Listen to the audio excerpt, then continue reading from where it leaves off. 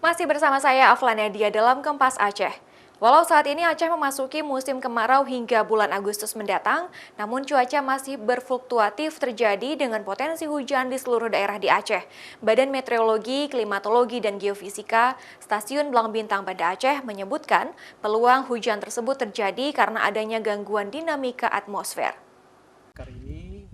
Gangguan dinamika atmosfer berupa adanya belokan angin di wilayah Aceh menyebabkan potensi hujan di hampir seluruh wilayah Aceh dengan intensitas ringan, sedang, hingga lebat. Bahkan prediksi tersebut akan terjadi hingga beberapa hari ke depan dengan waktu kejadian pada pagi hari, siang hari, hingga malam hari. Walaupun Aceh saat ini sudah memasuki musim kemarau, namun peluang hujan terutama hujan lokal akan terjadi terutama di Sabang, Banda Aceh, Aceh Besar, Pidi, Pidi Jaya, Loksmawe, dan Birun. Hujan dengan intensitas ringan diperkirakan akan terjadi di daerah utara Aceh seperti Aceh Tamiang dan Aceh Timur. Sedangkan hujan dengan intensitas sedang akan terjadi di kawasan Aceh Jaya, Nagan Raya, Aceh Selatan, dan daerah kawasan Tengah Aceh.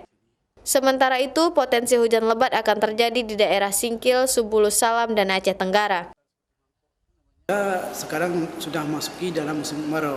Namun karena ada sedikit gangguan dinamika atmosfer, seperti saya katakan tadi ada belokan angin, sehingga masih bisa terjadi hujan seperti beberapa hari ini.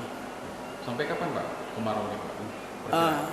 Kita perkirakan mungkin kemarau memang sudah mulai, tapi puncaknya nanti pada bulan Agustus. Akibat gangguan cuaca di musim kemarau tersebut, BMKG menghimbau agar warga juga waspada terhadap bencana yang terjadi seperti tanah longsor, terutama untuk wilayah Tengah Aceh, serta banjir yang terjadi di wilayah Barat Selatan Aceh.